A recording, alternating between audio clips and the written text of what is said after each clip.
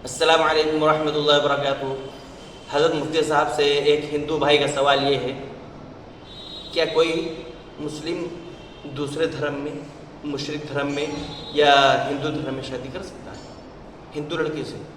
حضرت والا کا جواب آیا یہ کہ یہودی اور عیسائیوں کے بارے میں ہے کہ شادیاں کر سکتے ہیں، لیکن مشرک کے بارے میں بتایا کہ کیا وہ عورت یا وہ لڑکی کیا اہل کتاب ہے۔ اس سلسلے میں مجموعی بحث چل رہی، آپ جا کے کلپ پہ دیکھیں۔ سوال مجھے سمجھ میں آ گیا، لیکن آڈینس کے لیے آپ یہی سوال اردو میں کریں یا ہندی میں کریں، جو بھی زبان آپ کے لیے آسان ہو، یا ہندوستانی میں کریں۔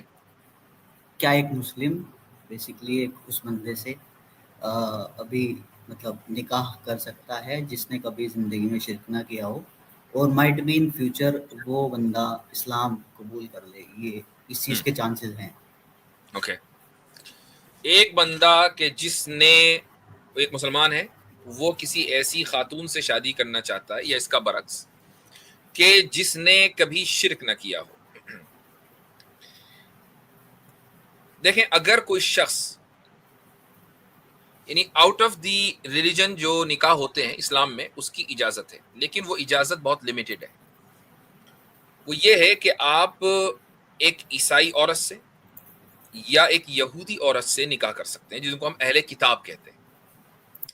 ایک آدمی ہے، وہ یہ کہتا ہے کہ بھئی فلاں عورت ہے، اس نے کبھی شرک نہیں کیا۔ اچھا، تو کیا وہ اہل کتاب ہے؟ کیا وہ اہل کتاب میں سے ہے؟ نہیں، وہ اہل کتاب میں سے نہیں ہے۔ کیا مانتی ہے؟ بس وہ یہ مانتی ہے کہ کوئی ہے، باقی اس کو نہیں پتا۔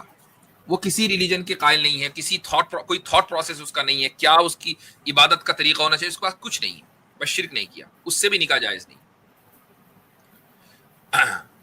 اگر اس کو واقعی، میں یہ نہیں کہہ رہا ہوں کہ نکاح اس مقصد سے کیا جانا چاہیے، اس مقصد سے جو نکاح ہوتا ہے، میں تو اس کو ڈسکریج کرتا ہوں کہ بھئی آپ نے شادی کے چکر میں اپنا ریلیجن بدل لیا، کیوں؟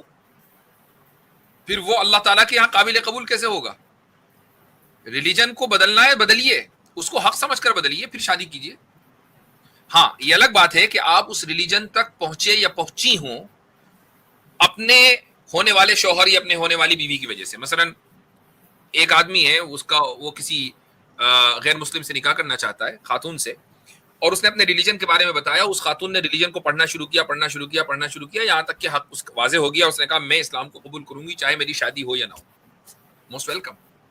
لیکن ایک خاتون اسلام اس لیے قبول کر رہی ہے کہ اس کو نکاح کرنا ہے تاکہ لوگ اس کو قبول کر لیں، تو ٹھیک ہے، لوگوں کے نزدیک تو وہ قابل قبول ہوگی، اللہ کے نزدیک اس ایمان کا کوئی اعتبار نہیں، ٹھیک ہے۔ تو یہ ایک لمیٹڈ پرمیسیبلٹی ہے، لیکن اگر کسی کو کسی مسلمان سے نکاح کرنا ہے، کسی خاتون کو کسی مسلمان کو کسی ایسی عورت سے نکاح کرنا ہے، تو یا تو وہ یہودی ہو یا وہ عیسائی ہو، اگر مسلمان نہیں ہے، اس کے علاوہ کوئی گنجائش نہیں ہے۔ سیکنڈ پارٹ یہ تھا سر مفتی صاحب اس میں کہ can someone who is Muslim goes to جہنم on basis of this marriage? جب آپ نے خدا کا بنایا ہوا قانون توڑ دیا تو، اور جان بوجھ کے توڑا، منع کرنے کے باوجود توڑا، تو بالکل ایک انسان، چونکہ نکاح کرنے کا مطلب کیا ہوا کہ جو نکاح کے بعد جو تعلق ہے وہ تعلق جائز اور حلال ہو جائے، وہ تعلق تو جائز نہیں ہوا۔ تو ایک آدمی نے جب ایسی جگہ نکاح کیا تو وہ پوری زندگی نکاح میں نہیں بلکہ زنا میں، پوری زندگی زنا میں، تو بالکل اس بات کا امکان ہے کہ وہ شخص جہنم میں جائے۔ اس کے باوجود خدا اس کو معاف کر دے، وہ خدا کا اختیار ہے، we can not comment on that, یہ خدا کا اختیار ہے۔ اس کے اندر حضرت ایک تحریف بھی تو یہ ہو گئی کہ وہ اس نکاح کو نکاح سمجھ رہا ہے، ہاں، یہ بھی ہے، دین میں یہ بھی بات ہے۔ چلو، یہ الگ بات ہے کہ نکاح کو نکاح سمجھنا صرف ریلیجس بنیادوں پر نہیں ہوتا ہے، یعنی نکاح کیس کی جو بنیاد ہے وہ ریلیجن بھی ہے، وہ لا بھی ہے، اور وہ سوسائٹی بھی ہے۔ ہو سکتا ہے کہ بھئی وہ سوشل اعتبار سے یا لیگل اعتبار سے اس کو نکاح سمجھ رہا ہو، ریلیجس اعتبار سے نہ سمجھ رہا ہو، اس ڈیٹیل میں نہیں جاتے، ٹیکنیکلٹی، مثلا یہ کہ اس نے حرام کام کیا۔ ٹھیک ہے مفتی صاحب، تھینکس فار کلیریفیکیشن۔ چلیں ٹھیک ہے، اجازت لیتے ہیں آپ سے۔